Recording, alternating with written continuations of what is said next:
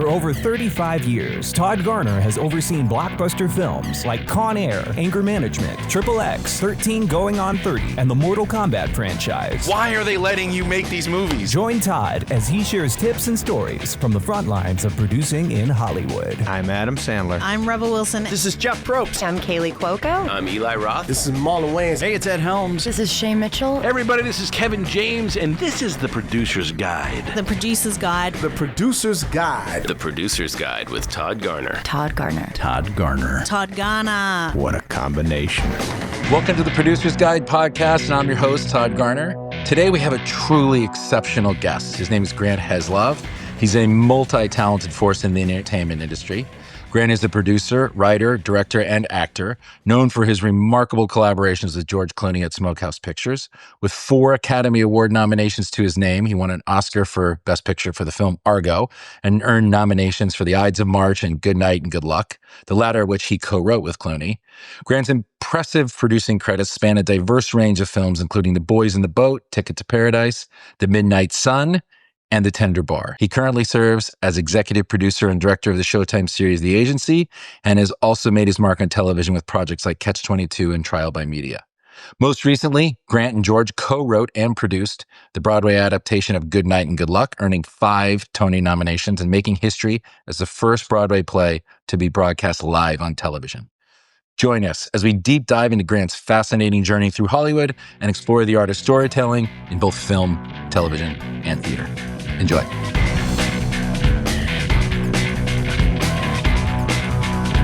All right, I'm here with Grant Heslov. Hello, sir. How are you today? I'm doing great. How about you?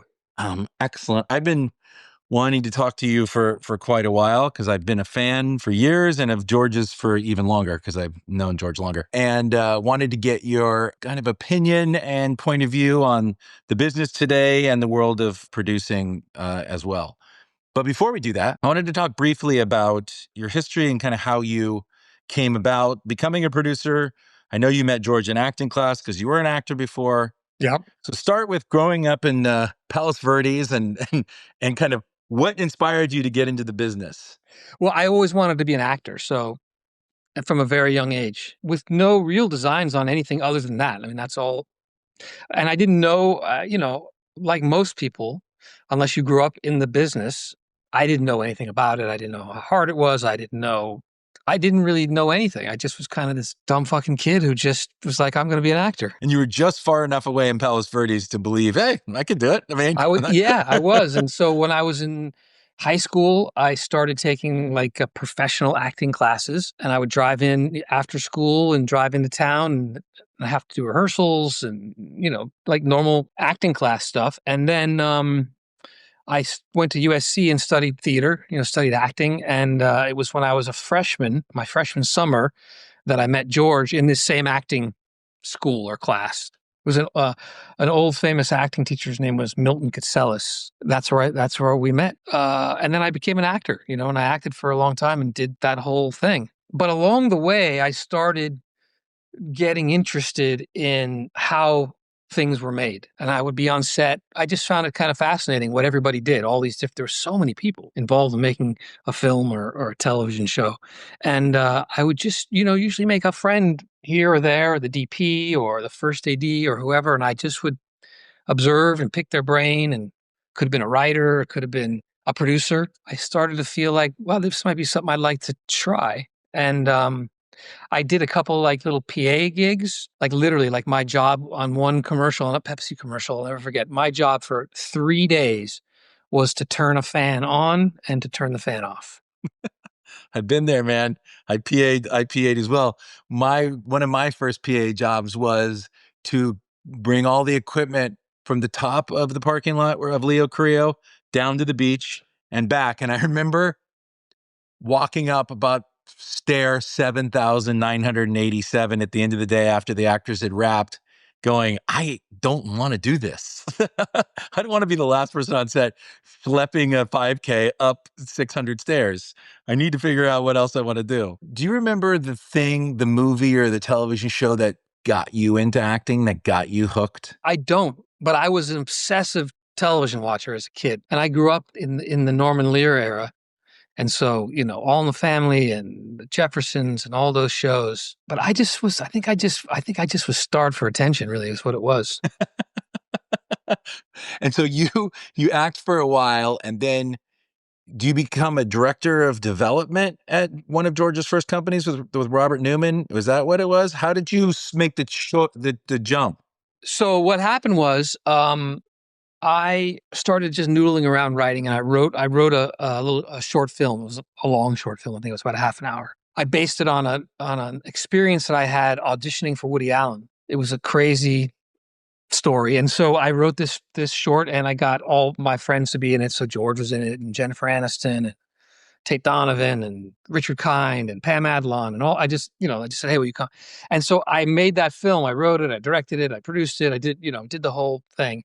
And it garnered a lot of attention. And I ended up, signing with CAA as an agent, and I loved it. I loved making it. I loved everything about it. And so I just was kind of like trying to go at it. And then we hit that big writer's strike. So I guess that would have been like 24 years ago, 23 years ago, 2008.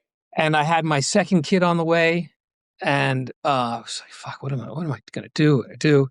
And at that time, George and Soderbergh had formed their partnership, and I was talking with George, and we've been friends for so long. And I just said, "Look, is there a place for me to come work for you guys?"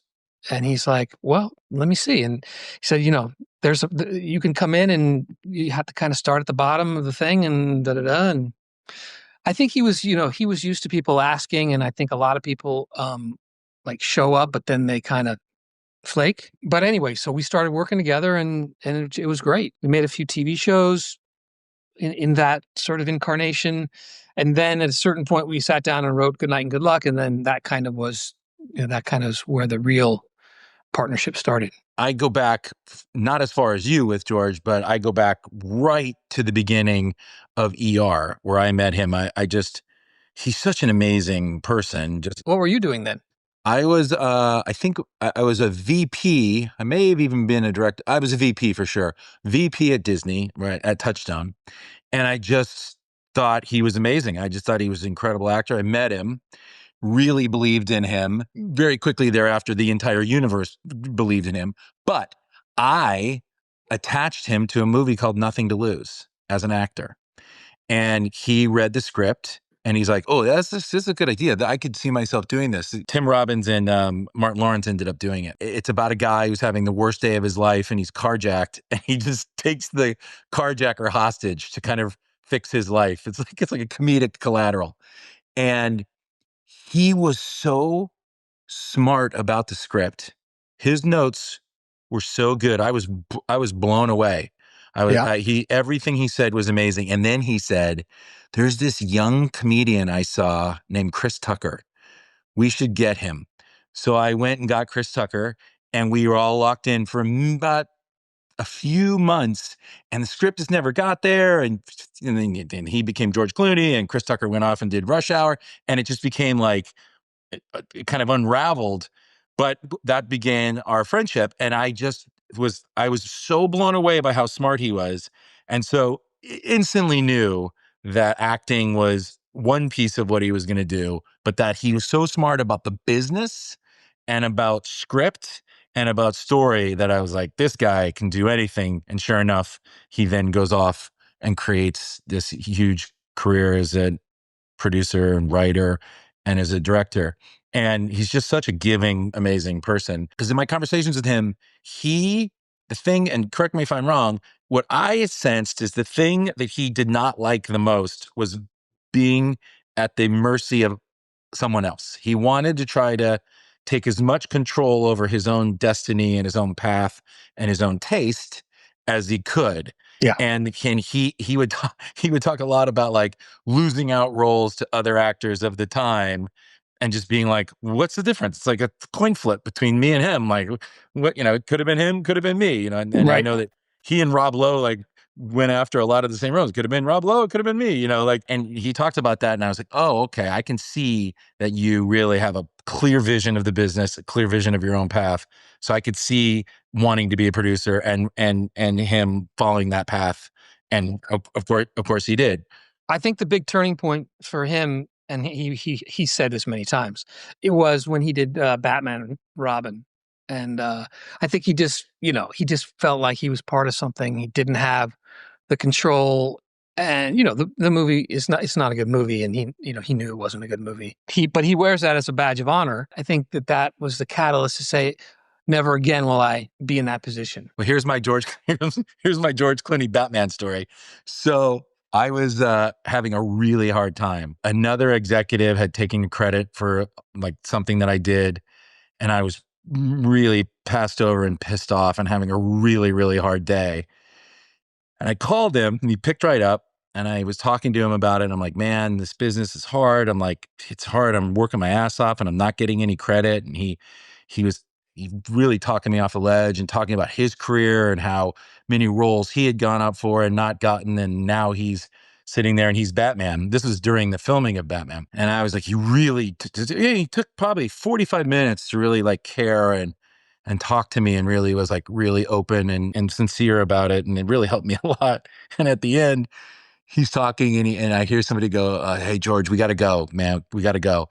And I go, oh, and I hear it go, and I go, are you wearing the Batman suit right now? He goes, I am. I go, that is the best fucking story ever. Like, Batman just literally talked me off the edge in the suit. Like, that's just the kind of dude he is. He's like on set, saw a buddy, needed help, and he just stepped right in, man. It's just like incredible. And that he's lived his life that whole way. I just saw his latest movie, the Netflix movie, Jay Kelly, and it's him. He's such an amazing actor. And it's like, you just go, wow. That is like your whole career has been really just like being a movie star. It's like pretty incredible. So you sort of were looking at all the jobs and thinking, oh, like that's cool. I want to know what everybody does. Specifically, I get writing because that's an extension of being a great actor and being a creative. What specifically attracted you to producing? Well, I had done some producing of theater when I was younger, and though they're different, there are a lot of similarities. As you know, producing is just like literally rolling your sleeves up and just doing whatever it takes, whatever it is. Oh shit, we rented this theater. It doesn't have air conditioning. We're doing a show in summer in Los Angeles. We got to get air conditioning. How do we do that? Who do I call? How do I pay for it? That's just a little minuscule thing of what you and I have to do every day when you're producing a film. They're much bigger problems, like, oh, he's not showing up, or it's this, it's that, or we lost the cameraman. I don't know. It could be a million different things. So I had some of those skills, I felt. And then when we did Good Night and Good Luck, I just said, well, I'll just produce it. I'd never produced a movie before. So that was the first thing I produced. And if you look at the credits, I have the sole producer credit. It's the only time I've ever had a sole producer credit. Congratulations. I know. It's crazy. And so that was, again, just learning on the job. And I loved it. I love the idea of, you see a movie in your head and you start to put these pieces together and you start to put the cast together and the sets and the designers and all of it. And you're making a movie, and there's no better thing to do, I don't think, for me. Look, George is one of the most powerful actors in Hollywood and had this huge career. And nobody is more powerful. An auteur director is more powerful than number one on the call sheet. But most people in the crew and entire process, quite frankly, are not more powerful than number one. And you're an incredible writer. What is the North Star for you and George when you guys produce something? Because you're both such great guys and you guys have been friends forever and you're just such down-to-earth people. You don't need to. You don't need it. You could hire somebody and they'll listen to everything you say, and you could work less and still have your creative vision, and George will get whatever he wants because he's number one, and you could write it and direct it and you guys could run the whole thing. But what is it about owning a production company and having a name like Smokehouse on it and the collaboration and just bringing everybody together? What's your North Star at Smokehouse? It's what you just said. You said ownership, and it's having ownership of the stuff that you make. I mean, honestly, we could produce a ton more movies, put our names on shit but we always say, look, if we can't work on it, like if we can't physically be there to the extent that George can be there, but if we can't be there, if we can't, be in the edit, if we can't do the things that really, help to make a movie, then we don't want to have our name on it. I think we both just like to work. Yeah. We both came up, as struggling actors. I mean, the thing that people forget about George is that, yeah, he finally hit it, but he had many years, where he was sleeping on my couch. He tells this story, and it's a true one, that when we were younger, and I was probably in my early 20s, I lent him $100 so he could get new headshots. And, he was working odd jobs. I was working odd jobs. I was parking cars. He was doing this and that. So he came to his fame later. Now, in the scheme of things, he wasn't old, but in the cycle of our business, he'd done, I don't know how many, 10 pilots, and been on 3 or 4 shows, and all that stuff. And so By the way, those were the exact stories he was telling me over that 45-minute phone call. Exactly. Yeah. All of those stories you just said about and it's true. how passed over he was and how hard he worked. And he really inspired me to stay with it. So I completely know and understand that. And it was, it was a weird thing for me, because when I made the commitment that now that I was going to full-time work as a, development person, really, at the start. And I didn't even really know what a development person was, to be quite honest. I didn't know shit, because the one thing you don't learn as an actor is you don't learn that part of the business, right? So it was kind of trouble. I remember some lonely days, those first days, literally just like picking up a phone and cold calling agents and saying, Right. "Hey, my name's Grant Heslov. I'm working for George Clooney and Steven Soderbergh, and I don't know if you have any material, but we're just always, we had our mandates and the kind of shit we were looking for and stuff." But the irony is that as soon as I did this, then I got an offer to do a big movie as an actor. I started getting all these offers to work. So I really did have to make that choice, and I agonized over it. But at the end of the day, I'm pretty sure I made the right decision. Yeah, I would say so. Well, you're and my paths crossed, although not physically, because you worked on Enemy of the State. Yes. And I was at Disney at the time that movie was made. And so, like, it's just, hey, if you hang in there long enough. And the greatest part, one of the shining lights of my career, was the Coen brothers walked into my office and said, "Hey, we've been passed on all over town," which is why they were coming to Disney at the end.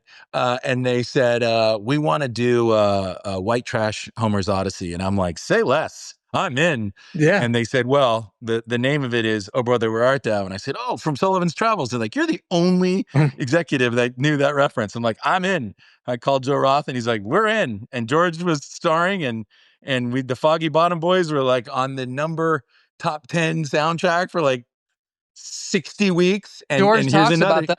He talks about that all the time, because, and you probably know this story. His character sings, in the film, and so they sent him Joel and Ethan sent him music, and he was rehearsing and learning the songs and stuff. And I think everybody thinks, because his aunt is Rosemary Clooney, he's got some pipes, and he started to sing the song, and the guys were like, "Whoa, wait, no.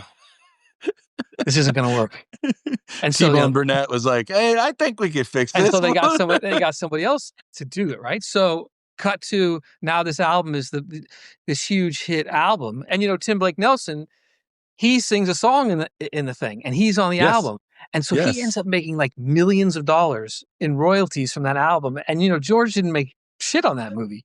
Like, he got paid like scale, and I'm sure in now he's probably made a little bit of money on it, but like those guys and T-Bone Burnett, they made all the money. Well, I'll tell you how my Oh Brother story, other than just the pure joy of working on it and we shot it in LA and on the Universal lot and the old ways, and just the pure joy of working on it. T-Bone Burnett, his kids went to the same elementary school as my kids, and for 6 years he would see me and go, give me the nod, like, "Thank you, brother."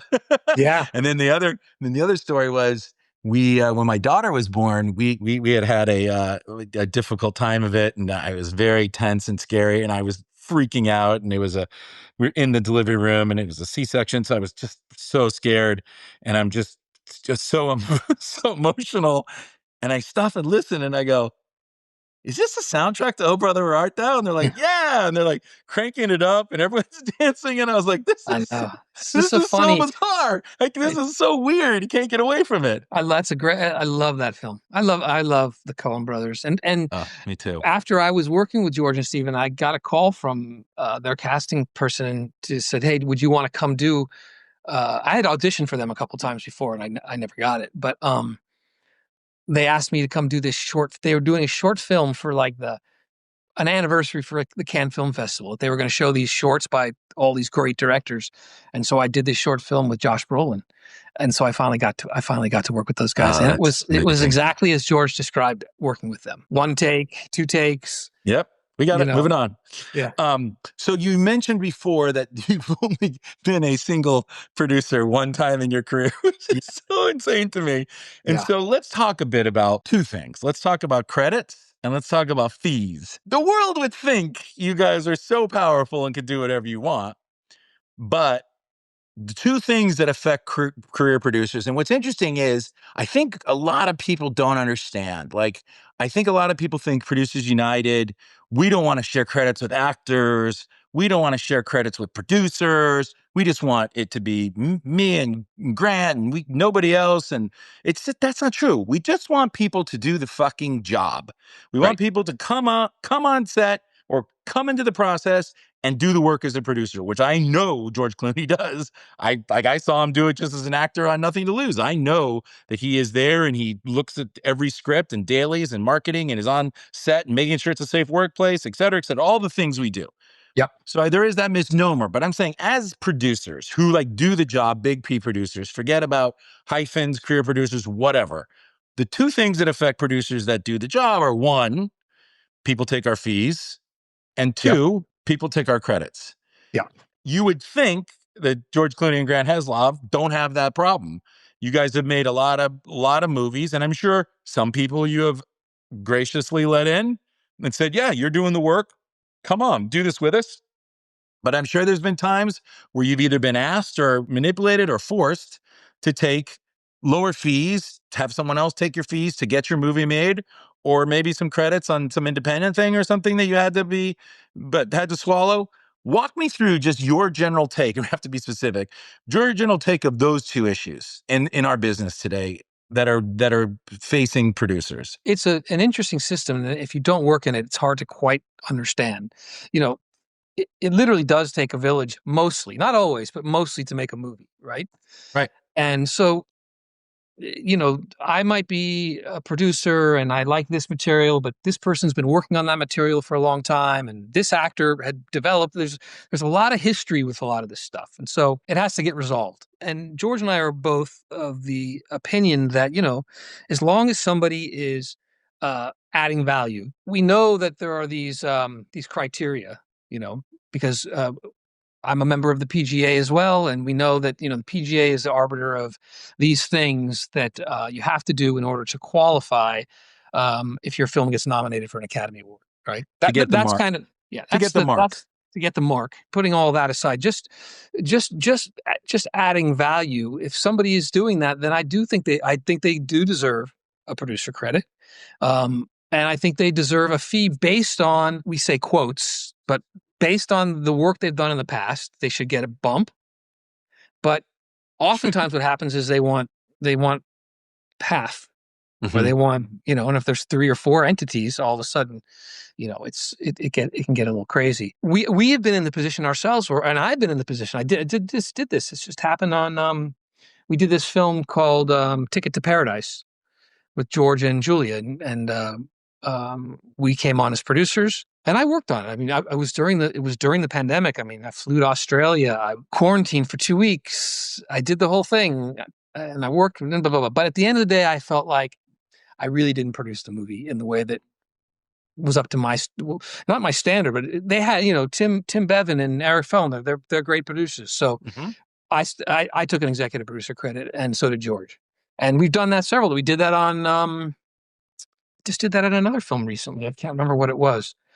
And I think it's, it's probably easier for us to do it because I don't really give a shit about the credits at this point. And the only thing I give a shit about is if I do the work and I have to share it with people that didn't do the work. I agree. And God bless you for taking the EP credit, because the thing is we have to make that credit more valuable and more defined, so people feel like it's a worthy credit. Well, I did, and I think so. I think that as you make the producer credit more valuable, because if it's more meaningful, it's more valuable, and you have to do the same thing with the executive producer credit. It can't just be the studio saying, "Well, fuck it, we're not going to give them any money, but we'll throw them an executive producer credit," right?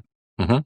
It should have some meaning attached to it, so that the people feel good about it, and they feel, and I know that we've talked about offline. We've talked about the idea that executive producers, should they be able to participate in the academy? Should they be able to? The biggest thing that we deal with, and it's just so fucking annoying, is that you tell people you're a producer, and they ask you, well, what do you do? What does that mean? What do Yeah. you do?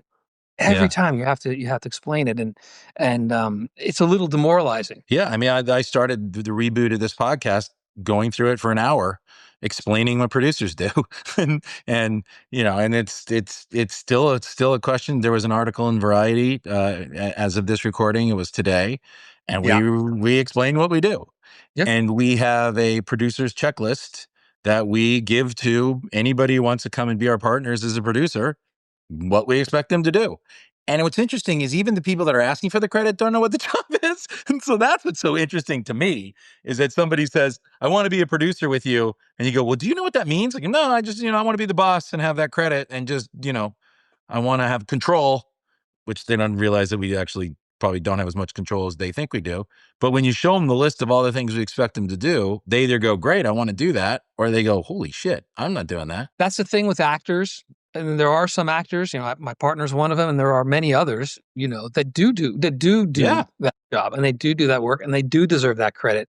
I've worked with Ben Affleck. He's every bit a producer. Oh, for sure. I have no problem with actors that are doing it. We should probably talk about managers. I have a hard time with that one. I have a hard time. Just because you represent somebody's material doesn't mean that you should be a producer on a movie. What's interesting about that, and the complicated part about it, and I have a lot of really good friends that are managers, and I'm not even saying that managers can't be producers. They can. Again, if they're willing to do the work on the movie, then great. The tricky thing is, if you really look at what they tell you they're going to do, like what their sell is, I don't know. When they sign you, whatever that's called, they kind of tell you what a manager does. And Right. so much of that signing, of that explanation, overlaps into what we do. They develop material, they find material, they package material. As your manager, I'll do that for you. Well, we'll make sure that your travel is good, and we'll make sure that you're on set, you feel comfortable. We'll make sure that you're marketed well. All the things the manager does. By the way, if I asked the producer, he would say, "Oh, I develop material, make sure the actor's on traveling is okay, make sure the actor feels safe, make sure that the movie's done right, make sure the marketing material, make sure I deliver the movie."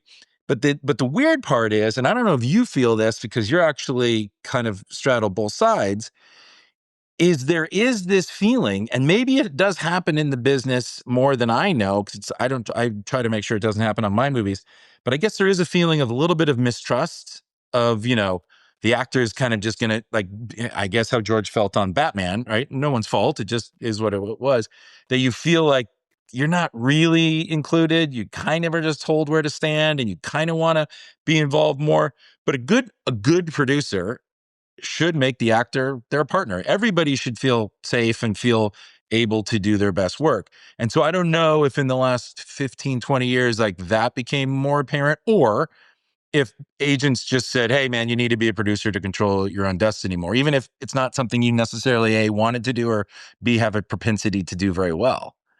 And so I think it's easy for managers then to tell their clients, like, I'll be there to just make sure that your interests are upheld, which may or may not be the best thing for the movie, quite frankly. Yeah. I never came at it from that angle. And it's really interesting. It's a very interesting observation. And I think that there are managers that do just that, that don't produce. Yeah. And by the way, do it great. And have, for me as a producer, my whole reason for living is making sure that the movie is the best movie it possibly can be, or the television show is the best it can be. That's my North Star, is I'm just focused on trying to make it the best it can be. Yes. If the actor isn't in line with that, and the actor isn't being protected, and the actor isn't being listened to, and the actor isn't being taken seriously, I doubt we're going to get the best movie or the best product. I'm not here to treat anybody like children and tell them what to do. They should all be listened to and heard, and it's just going to make the thing better. As a manager, I would think you could do a better job by not being polluted in that way, and just being like, Grant, I'm here for you.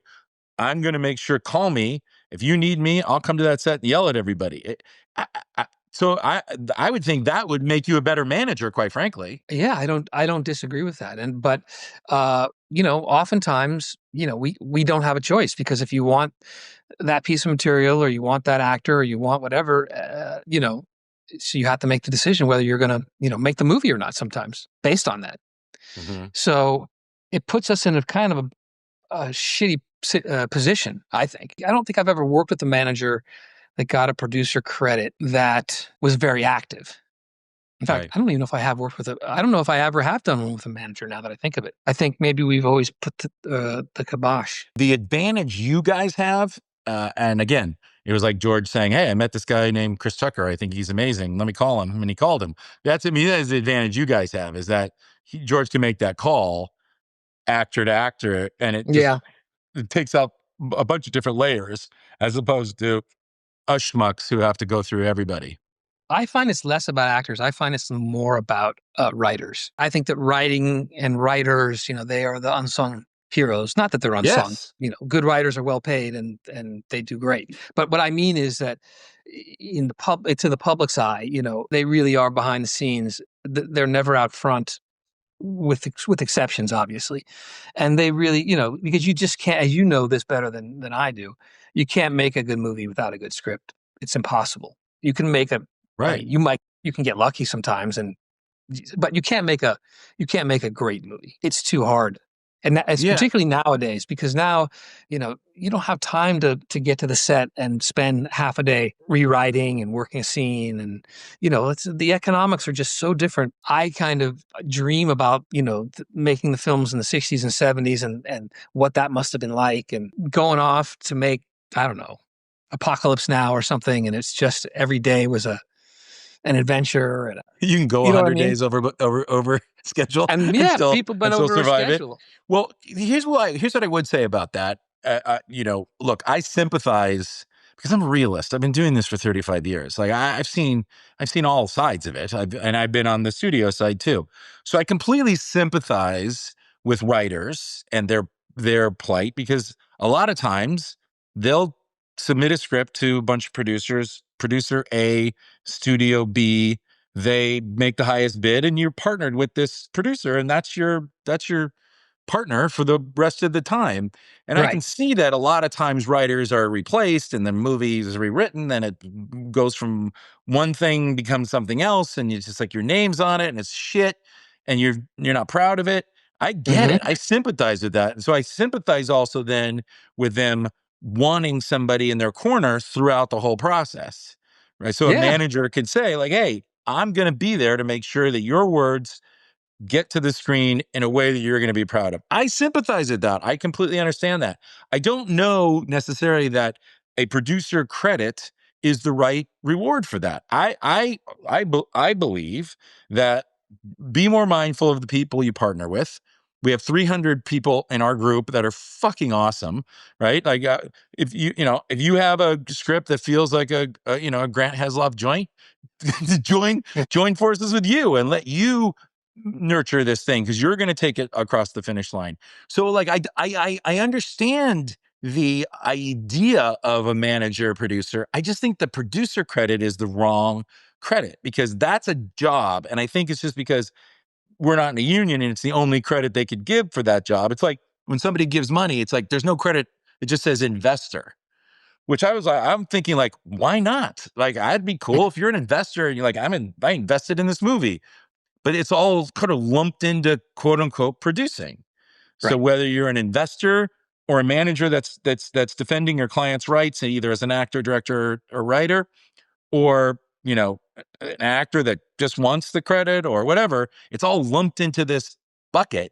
And I just want to be clear with everybody listening to this. That's what we're really railing against. Yes. It's not like we're just, fuck managers, fuck actors, fuck it. No, not at all. We're really just saying it doesn't quite make sense that our credit is the one that's the catch-all for everything, Yeah. And look, I get it. If I was a manager, that I would be going for that too, because it's the only, and some managers do turn into great producers. They become, they leave management and they produce. Quite frankly, if a manager wanted to produce on a movie that we were on, and they were, willing and able to do the things, but the other part of that, and that's what's tricky, is like, not everybody can produce, and not, Right. and just because, not every, and I'm always thinking, okay, what's going to be the best thing for the film? And oftentimes it's the best thing for the film is not to have 5 producers, 5 Oh, yeah. people, 5 opinions,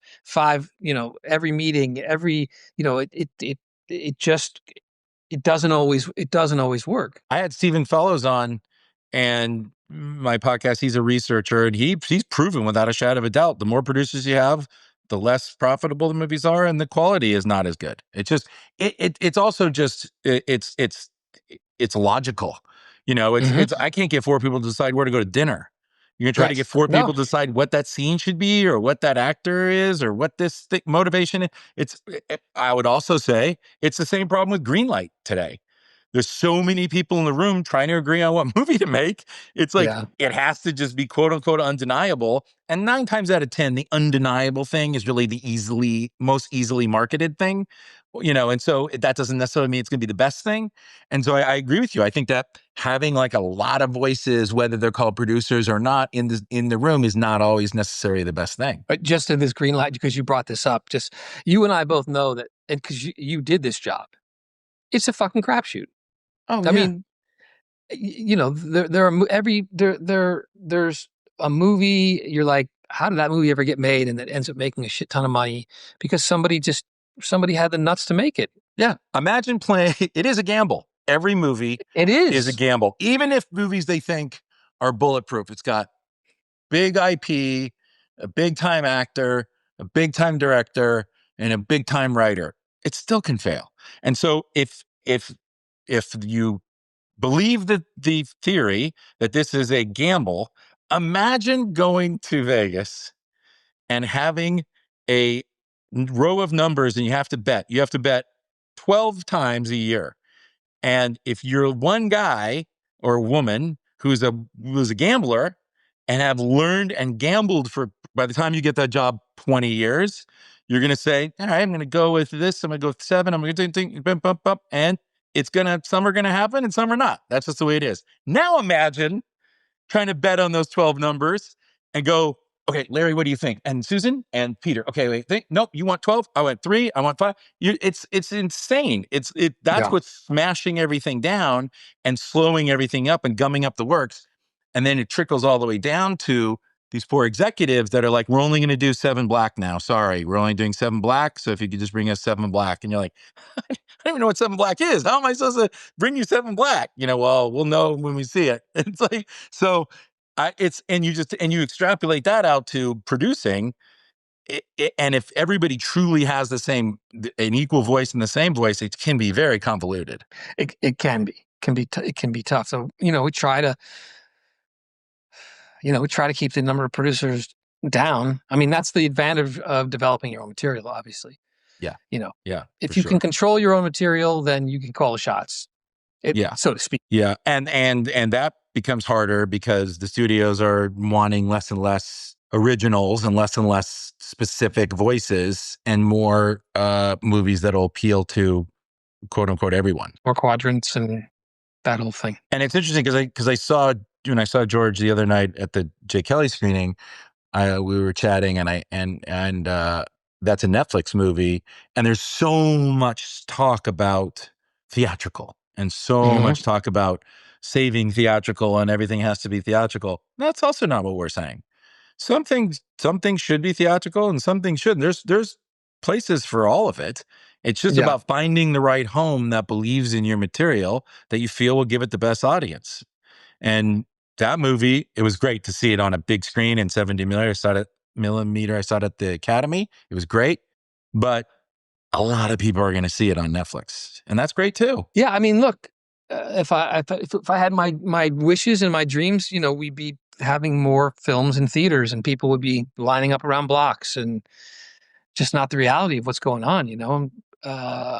Since COVID, it's been a battle. I do think if a movie's good, people will go see it in the theater. Like if there's a reason to go see it in the theater, but it's harder. It's harder to get people out of their homes and their great TVs and systems and all that stuff, and it's expensive, and so you got to really give them a reason. And George specifically, but you also, because you're his partner, have a different issue that you guys are dealing with. I would guess. I mean, you guys might be humble and say this isn't true, but in my opinion, anything George Clooney wanted to do as an actor, he can get made. And so therefore, the thing he and you have to protect is not fucking up, like not damaging that power that people want to see you, giving them the quality of product people have come to expect from Smokehouse. And so so you guys are deciding for yourselves, is this worthy of us doing? As you said, you could do a lot more movies, and there's also something I wanted to go back to when you said you like to work. Yeah, but you guys like to tell stories, and that is your work. Yeah. And that is your work. So you guys are in a unique position because you guys are looking at it from a career perspective of like, okay, I'm doing this next one. What is it? What does this add? Who is the audience? So what are those questions you guys are asking yourselves before you guys commit to a project? Because it is slightly different. It's two things. One is the stuff that George and I make as partners in Smokehouse that he's not in, and then the other part of the equation is stuff that he's going to be in. I would think that both of those conversations are similar. They're not so similar because okay, walk me through both. With respect to him, first of all, now that he's got kids and a wife and he lives in France and all that stuff, he's not working nearly as much. So he wants to do one big project a year, and then maybe one smaller one depending on schedule. So, or two smaller ones, or one small, whatever that is, right? So it's even trickier because you really want to, it's got to be something that you love, and generally you want to do something that you haven't done before. So we're always people are like, well, what are you looking for? And it's like that target gets smaller and smaller every year. Yeah, I don't know what we're looking for. I know when I read a great movie, when I read a great script, I know it. Right. I know this is great. Now, sometimes I read great ones, and it's the part in it for George is either not good, or it's not right, or it's he's done it before, and then some of it just depends on mood, right? Mm-hmm. Mm-hmm. Like what mood are you in? Yeah, to get him as an actor, to get him out of France and away from his children is a big ask, and also, like I said, to continue his stellar career and to make sure that he's doing something he hasn't done before, but also you're hamstrung by what the studio's making. So it's like those things are filtering out things as well. Not like the next movie we're doing that he's acting in. It's not, there's no studio. Great. We just got independent money, and we'll make it, and then we'll sell it after. Fantastic. We need you to keep doing that. It's a beautiful film. It's a heart-wrenching love story. It's George and Annette Bening, and it's going to be amazing. Paul Weitz is directing it, and he wrote a terrific script. And you read it, and you're like, oh, I get why you're doing this. We all do this, right? You think about like, okay, you're in your 80s, and you've got your family around you, and you're thinking about your legacy. You're thinking about what you did and what your life is, and the choices that you made. And I want the majority of the choices to at least have been. Not if the film was good or bad, because, as we know. Yeah. It can go sideways at any point. It's so fucking hard to make a good film. Mm-hmm. It really is. I mean, it really is hard to, like, when I see a good film, I just want to stand up and clap for the people that made it, because I know how difficult it is. Yeah. It's unlike really any art form. I mean, except people that play in an orchestra or something, but that's a very different kind of thing. This is creating something out of whole cloth, creating these stories out of whole cloth. And it's not just the director.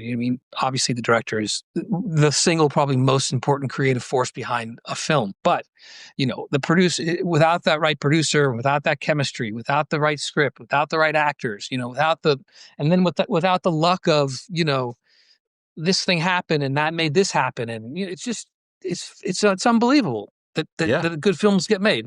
I want to look back and at least know that we were taking stabs. You know what I mean? That we weren't just going, yeah, let's just do this one. This one will make some money, and won't be And very is that hard. what you're thinking as a producer as well, as producers? Yes, that's what I'm talking about as a producer. Right. I mean, look, this was the theater. We decided to turn Good Night and Good Luck into a play, and everybody's like, "Why would you do that? Why do you?" And then, we did it, and it was probably among the 5 top creative experiences of both of our lives. I mean, it was That's great.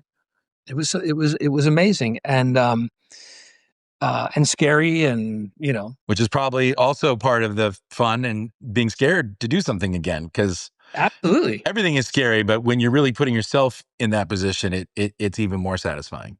Yeah, I've got a couple of great people that work for us in development, and and they bring me stuff. I read it, and mostly I'm like, this is good, but not for us. And then once in a while, you read it, and you're like, this is fucking great. This is really interesting. And then the fun begins. Yeah. What's your favorite part of the process? I love shooting. I think I like shooting. I like all the problems of shooting. Even when it goes well, I love that camp-like feeling. I like being with everybody and, seeing these scenes made and working out problems, on a scene or the script or the actors or, the caterer, whatever it is. I just like, Right. I enjoy that. I like the edit. I really enjoy the edit. I think that so much of the film is made there. Yeah. And, I think it's fun. And if you're working with a director that's very collaborative, it's just a fun, it's a fun process. And you can work with some that aren't so collaborative, and it can be a nightmare. Had a couple of those. Yeah, it's tough. What advice would you give young Grant Heslov now? Because we're facing a lot of challenges in our business, and a lot of people are super negative and saying, "Hey, don't bother," which infuriates me because we need young Grant Heslov and young George Clooney to want to be in this business to change it like you guys have. So what advice would you give to these young people that are either in our business as assistants or young development executives or students trying to at USC that want to cross over? I'd say, have you ever considered medical school? Grant, no, you have to be with me. You have to help. You have to be part of the solution. What I will say is what I've been saying ever since I've been on any kind of panel or asked this question. I would say, ask yourself, like, is there something else that you'd rather do than this? And if the answer is yes, then I think you should go do that.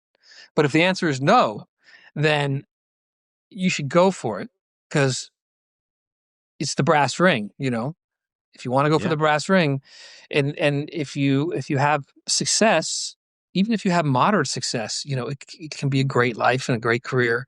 And there are many things to do in this career. It's not just producing and directing and writing. There's a whole host of things. I don't know if you know that George and I we started this school. It's been about, so we're in our 3rd or 4th year. And it's a charter school in LA Unified, and it's a school for kids who want to get in the film business, but it's only below the line stuff.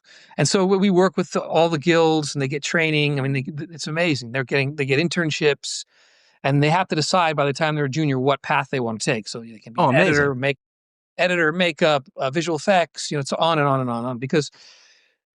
And it serves mostly underserved kids. So it's mostly, Black, brown, Asian, kids who just, who aren't our kids. Our kids have an in, right? But a lot of people don't. So, and as you know, part of what we try to do is we're trying to bring diversity into our business. We've been hammered for it for a long time, rightfully so, probably. And so we just feel like you got to start young. Like, that's how you get in the track. What is the name of it? What is the name of the school? It's called the Roybal School of Film and Television. And we've set up another one in New York. They're taking our curriculum, and so we're going to do it in Nashville. And so it's great. It's really great. So I might tap you to come down and talk to the kids one day. Oh, anytime, absolutely. So thank you so much for doing this. It means so much to me and to the business. It's my pleasure. Well, I always like to end with this final question. This should be interesting from you. Best memory on set.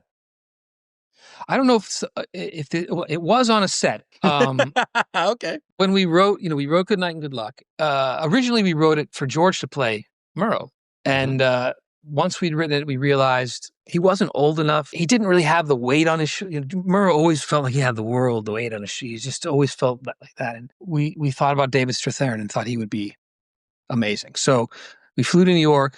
We took him out to lunch and we met him. And he had he had a bit hair, really long, had a really long beard, and he was working on a part. And but we talked to him about it. And he said, "Yeah, I would love to do this. It's great."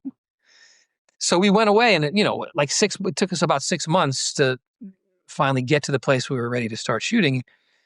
He shows up, and he still looks like this. He's still got the beard, and I'm like, we got to shave him. We got to see what he fucking looks like. We got to do a test, right? So he goes in, does a test, comes out. We have a set. We have the set. We have the new set, and he stands there. Bob Elswood is shooting the test, and he lights a match, he lights a cigarette, and he just starts doing this monologue. And it was just like he was Murrow. And I looked at George, we looked at each other, and we started punching each other, like idiots do, we got it, And it was just it was just magical. I love that. Well, it's because you love to tell stories, man, and you tell them very, very well. And you're a great person, so humble and down to earth and amazing, and so is your partner. So all the continued success, it's well deserved. I appreciate it, and I can say the same about you as well. Oh, thank you, brother. Thanks for having me on. Thanks for tuning in for this episode of The Producer's Guide. If you're a fan of this podcast, make sure to rate, review, subscribe, and share with your friends and family. And if you got any questions about producing, send me a DM on X at Todd_Garner. I want to thank my producer, Steve Delamater. And until next week, I'm Todd Garner. See you then.